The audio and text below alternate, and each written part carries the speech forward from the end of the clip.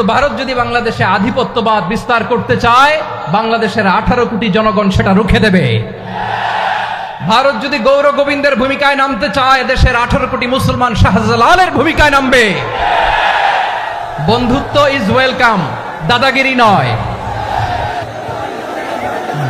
ঐক্যের কোনো বিকল্প নাই। গত 50 বছর তো দেখেছি এই ডিসইউনিটি, অনৈক্য, বিভেদ, বিচ্ছিন্নতা আমাদেরকে কোথায় নিয়ে গিয়েছে। এই যে দেখেন, কিছুদিন আগে আমাদের বর্তমান নেতা ডক্টর ইউনূস, উনি সব রাজনৈতিক নেতৃবৃন্দদেরকে ডেকেছেন একটা ইস্যুকে কেন্দ্র করে। তার মানে গোটা বাংলাদেশ এক হয়ে গিয়েছে। আমরা সবাই উদ্বেলিত হয়েছি, উচ্ছ্বসিত হয়েছি, ঠিক কিনা বলেন? রাজনৈতিক নেতাদেরকে ডেকেছেন উনি, আমরা এক হয়েছি। এরপরে ধর্মীয় অঙ্গনের যে লিডাররা, বিভিন্ন ধর্মের, শুধু মুসলিম না, সবাইকে ডেকেছেন, আমরা ঐক্যবদ্ধ হয়েছি। এটাকে বলে ন্যাশনাল ইউনিটি, জাতীয় ঐক্য। যে কোনো ধরনের কনস্পাইরেসি, ষড়যন্ত্র, আধিপত্যবাদ মোকাবেলায় জাতীয় ঐক্যের চেয়ে মোক্ষম হাতিয়ার আর নাই। আমাদের একটা প্রতিবেশী দেশ আছে, আমরা আমাদের দেশ নিয়ে যত ভাবি, তারা তার চেয়ে বেশি ভাবে। কথা বুঝতেছেন না? আরো ভেঙে বলতে হবে। হ্যাঁ, আমরা আমাদের দেশ নিয়ে যত উদ্বিগ্ন, এদের আরো টেনশন বেশি। বলেন, আমাদের দেশে শান্তি আছে না নাই? আমরা হিন্দু মুসলিমে কখনো দাঙ্গা লাগে? আসতে বলেন, কেন লাগে? ওদের পূজা পর্বণে আমাদের মাদ্রাসার ছেলেরা যে পাহারা দেয়, চিল্লায় বলেন ঠিক কিনা?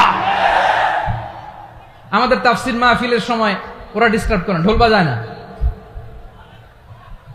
ওদের পূজা পর্বণের সময় আমাদের তাফসির মাহফিলের ডেট হলে আমরা চেঞ্জ করে দেই। সুবহানাল্লাহ, কি সাম্প্রদায়িক সম্প্রীতির রোল মডেল। আর ওই বাংলাদেশের ব্যাপারে তারা অনেক ডিসইনফরমেশন ছড়াচ্ছিল। ভারতের অনেকগুলো গণমাধ্যম, আমি জেনারেলাইজ করব না, আমাদের প্রতিবেশী দেশের সব গণমাধ্যমকে আমি দোষ দিতে চাই না। অনেকগুলো গণমাধ্যম তারা ডিসইনফরমেশন শেয়ার করেছে। ডিসইনফরমেশন আর মিস ইনফরমেশনের পার্থক্য আছে। মিস ইনফরমেশন না জেনে ভুল বুঝে একটা মিথ্যা বা ভুল তথ্য ছড়িয়ে দেয়া, এটার ক্ষমা আছে, এটার কি আছে। আর ডিসইনফরমেশন মানে ইচ্ছা করে, প্ল্যান করে, ম্যাপ করে, ছক এঁকে মিথ্যা, গুজব, রটনা সোশ্যাল মিডিয়ায় ছড়ানো, এটার ক্ষমা আছে? আওয়াজ করে বলেন, ক্ষমা আছে? ভারতের কিছু গণমাধ্যম তাই করেছে। আমরা ব্যথিত হয়েছি, আমাদের হৃদয়ে রক্তক্ষরণ হয়েছে।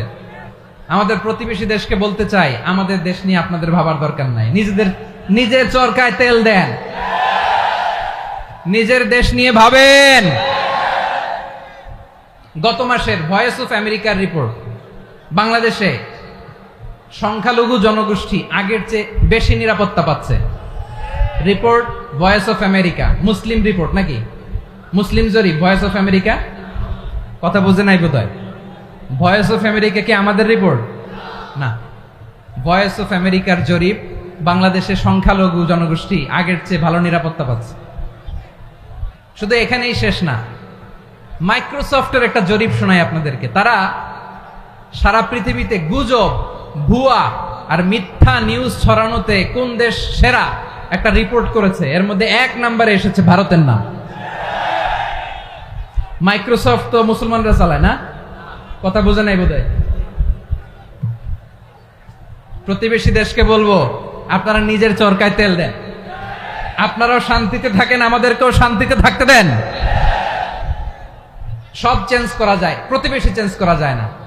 আমাদের ল্যান্ড তাদের ল্যান্ড, পাশাপাশি। আমরা চাই তারাও সুখে থাক, আমরাও সুখে থাকি, ঠিক কিনা?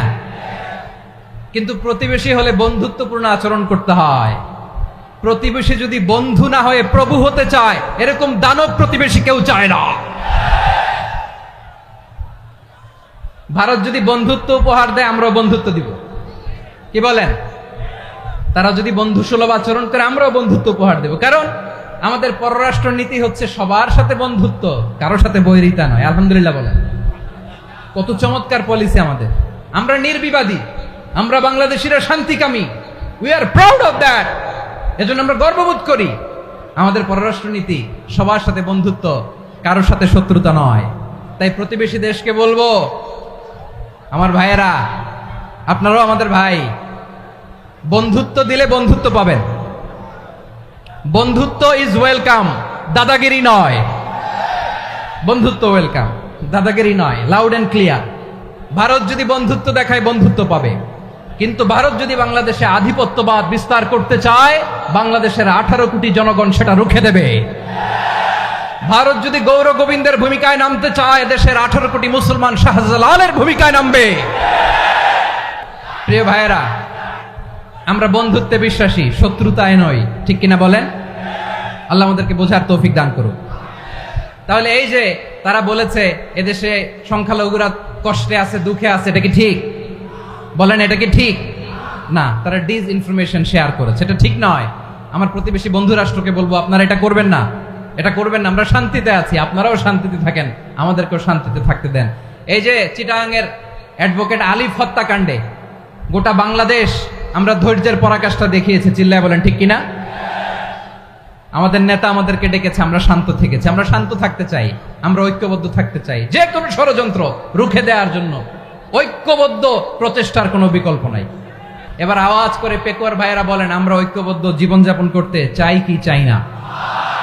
আল্লাহ তাআলা সে নির্দেশনাই দিচ্ছেন।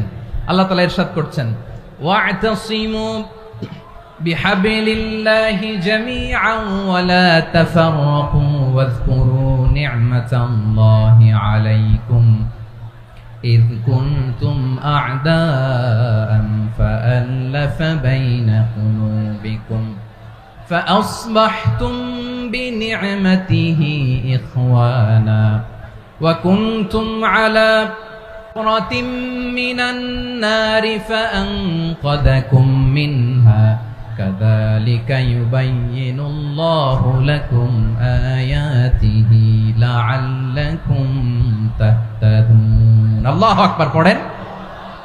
আল্লাহ বললেন, ও গোলামেরা শোনো, ওয়াতাসিমু বিহাবিলিল্লাহি জামিআ, ও আমার গোলামেরা সবাই মিলে আল্লাহর রশিকে আঁকড়ে ধরো।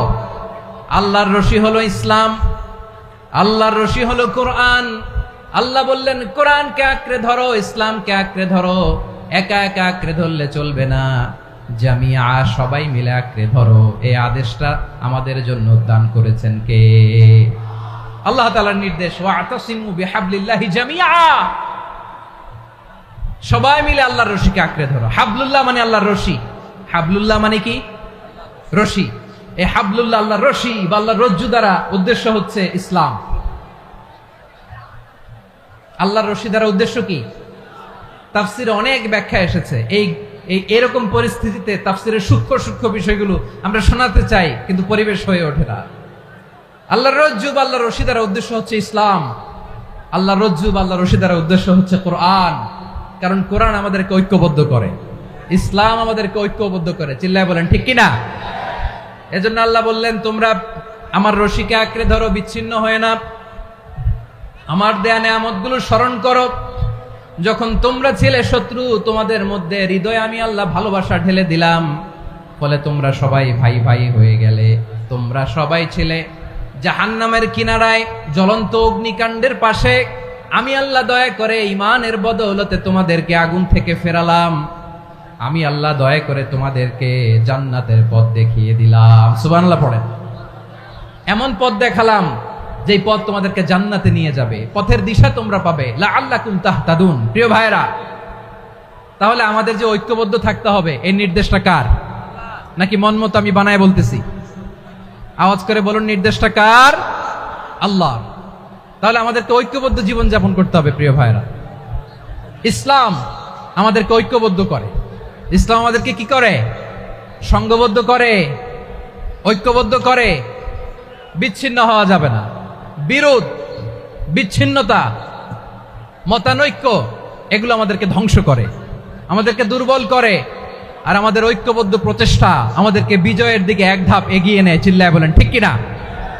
এজন্য আল্লাহ বললেন, ওয়াতাসিমু বিহাবলিল্লাহি জামিআ, তোমরা আল্লাহর রশিকে আঁকড়ে ধরো, তোমরা ঐক্যবদ্ধ জীবন যাপন করো, তোমরা বিচ্ছিন্ন হয়েও না। বিচ্ছিন্ন হইলে লস, ঐক্যবদ্ধ হলে সেখানে কল্যাণ আছে না নাই?